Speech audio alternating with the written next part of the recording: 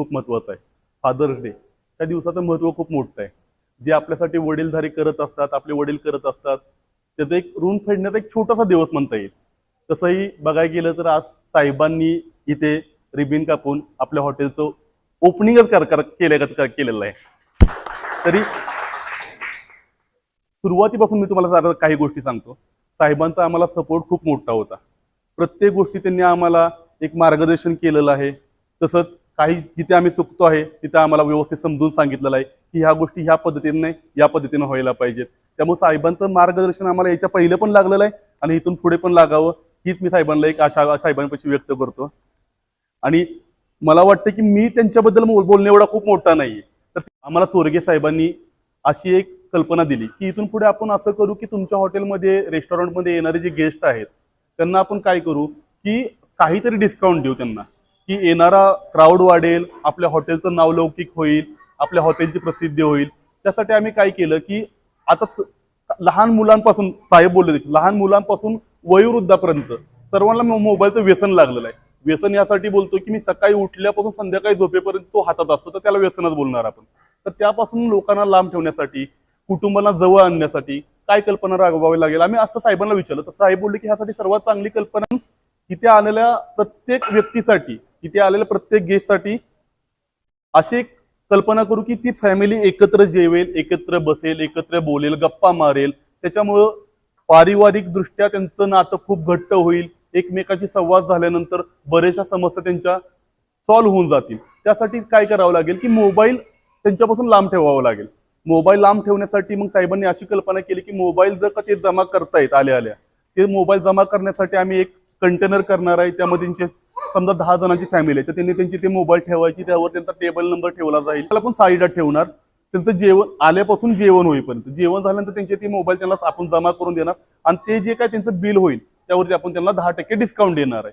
Discount यासाठी देतोय कारण त्यांचं पारिवारिक जे जीवन आहे ते व्यवस्थित राहावं, एकमेकांशी संवाद चांगला व्हावा, एकमेकांनी एकत्र यावं. आणि साहेबांनी ही एक कल्पना आपल्याला सांगितलेली आहे. आपल्याला अजून बऱ्याचशा अशा कल्पना राबवायच्या आहेत.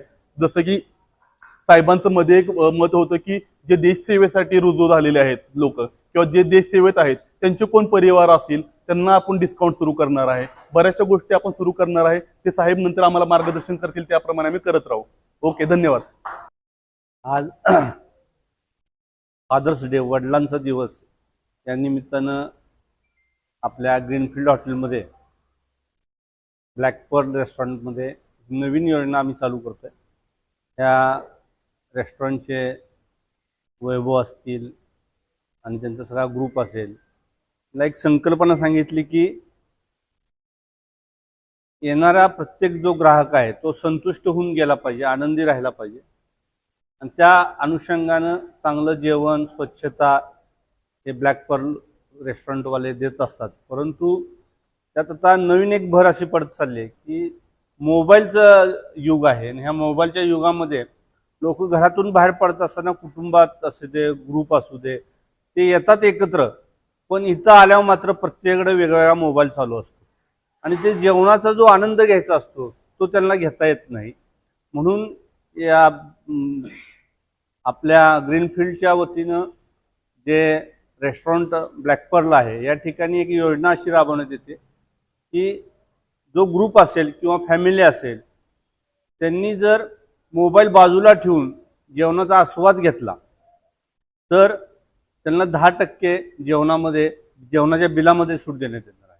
आणि मी धन्यवाद देतो ब्लॅक पर्लच्या सर्व ग्रुपला की त्यांनी ही योजना चांगल्या पद्धतीने राबवली. त्याच्या मागचं खरं कारण काय, एक संवाद चांगले होणं. बाहेर माणूस जेवायला काय येतो तर 90% लोक चवीसाठी आणि आनंद घेण्यासाठी येत असतात. तर तिथं आल्यावर एकमेकात संवाद होणं, त्या जेवणाचा आस्वाद घेता आला पाहिजे, एकमेकाच्या विचाराची देवाणघेवाण झाली पाहिजे. आणि त्यात सगळ्यात महत्त्वाचं म्हणजे मोबाईलपासून लांब राहिल्यामुळं अन्नसुद्धा चांगल्या पद्धतीनं पचन होणार आहे. आणि ही योजना खरं आम्हाला सुद्धा सगळ्यांना लागू आहे. आम्ही सुद्धा आता बालाजीवाल्यांनी ठरवलेलं आहे की मोबाईलपासून जेवताना बाजूला राहायचं आहे. आणि हे सगळ्या समाजासाठी खरं तर चांगलं आहे.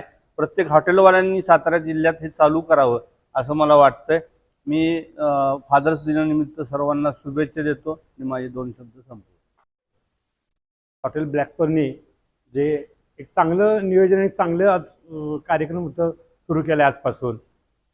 हे सगळं महत्वाचं होतं. आपण जरी घरी जरी असलो ना, तर बघितलं मी ते लहान मुलांच्या पासून आता लहान मुलं सुद्धा, आता आमच्या घरात बी मुलं आहे लहान, त्यांना सुद्धा ज्यावेळेस त्याला जेवायला घातलं जातं, काय केलं जातं, तर त्याच्यासमोर त्या मोबाईलच्या स्टँडच्या समोर ठेवला जातो आणि त्याला कुठलं तरी एक काहीतरी दाखवलं जातं.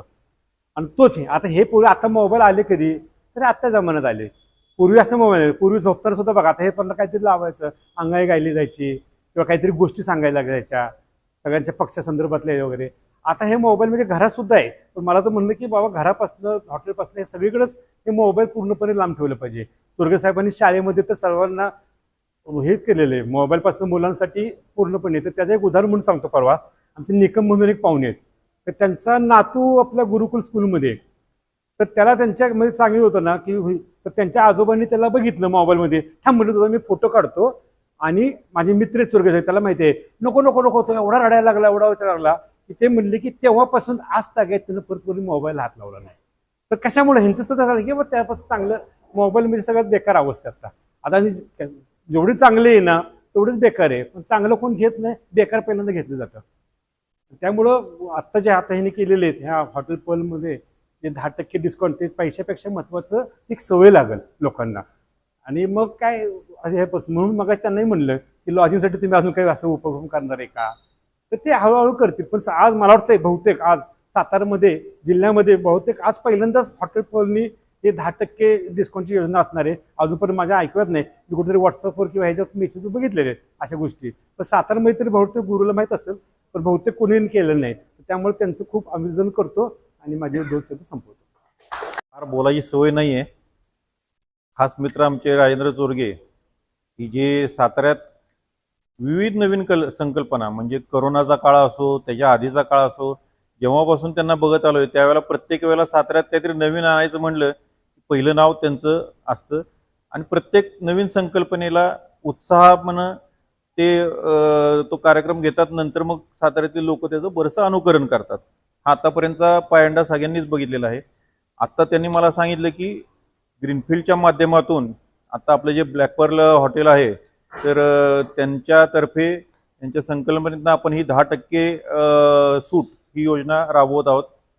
ह्याच्यात कमर्शियली जर बघितलं तर म्हणजे माझ्या मते तुम्ही आता ब्लॅक पर्लचं हे बघताय, तर ह्याच्यात तोटा तर काहीच होणार नाही ब्लॅक पर्लच्या किंवा कुणाचाच. कारण का तर आपल्याकडे एक समाजात एक थोडंसं एक अशी एक समजूत असते की डिस्काउंट म्हटलं की आपण पहिला तिथं पळतो. ते कशाच्या माध्यमात नाही काय हे कोणाला माहीत नसतं. तर 10% डिस्काउंटमुळे व्हॉल्यूम तर नक्कीच वाढणार, की जेणेकरून तुमची जी काय रोजचं रेव्हेन्यू आहे तो तिथं तुम्हाला जास्त मिळणार आहे. परंतु ह्याच्यातनं होणार आहे काय की लोकांना एक सवय लागेल. आज आपण कुठेही गेलो, आज आपण भिशीला जरी बसलो तरी बघतो की जनरली आपण पूर्वीच्या काळात म्हणजे आपल्या शाळेच्या दिवसात जर आठवत असेल की आपण एकमेकांशी आपल्या घरच्या गप्पा मारायचो, आपल्या मुलांच्या गप्पा मारायचो. पण जसजसे मोबाईल आले तसं आपण आता ह्या सगळ्या गोष्टी विसरून गेलो. म्हणजे तुझा मुलगा कितवीत कुठल्या क्लासला जातो दुसऱ्याला माहीत नसतं, ते शेजारच्या मित्राला पण माहीत नसतं की आपल्या मित्राचा मुलगा कितवीत आहे. तर हे मोबाईलनं आलेलं एक थोडंसं व्यसन लागलेलं आहे लोकांना, ज्यातनं आपल्याला हळूहळू जनजागृती करणं गरजेचे आहे. आज ह्या माध्यमातून ही जनजागृती साताऱ्यात होती आहे. त्याबद्दल मी बालाजीचं पण कौतुक करतो, राजेंद्र चोरगेंचं पण कौतुक करतो. आणि आपणही विविध ठिकाणी ह्या योजना अजून चांगल्या प्रकारे कुठं राबवता येतील का ह्याचा प्रयत्न करूया. धन्यवाद. ब्लॅक पर्लनं जो एक नवीन कन्सेप्ट सुरू केलेला आहे की खाताना कुठल्याही प्रकारचं असेल, नाश्ता असेल, जेवण असेल, त्यावेळेला आपलं मोबाईल बाजूला ठेवून आपण पूर्णपणे कॉन्सन्ट्रेशननं ते खाणं खावं, अशी त्यांची ती कन्सेप्ट आहे. कन्सेप्ट म्हणताना ही 2 प्रकारे उपयुक्त आहे. एक तर चांगलं खाल्लं लक्ष देऊन तर ते पचनी पण चांगलं पडतं, आणि दुसरी गोष्ट म्हणजे खाताना मोबाईल बाजूला ठेवल्यामुळं जे आपल्या आजूबाजूला जी लोक बसलेली असतात त्यांच्याशी सुद्धा आपला संवाद चांगला होतो. या 2 कन्सेप्ट मला वाटतं चांगल्या उपयुक्त आहेत. आणि काय मला वाटतं हा एक म्हणजे एक ॲड ऑन पॉईंट आहे ब्लॅक पर्लला नवीन कस्टमर येण्यासाठी सुद्धा, असं मला वाटतं. धन्यवाद. आणि सातारकरांना आवाहन करतो की या संकल्पनेनं आपण प्रतिसाद देणं आवश्यक आहे आणि तो द्यावा आणि यावं. आपलं स्वागत आहे. धन्यवाद.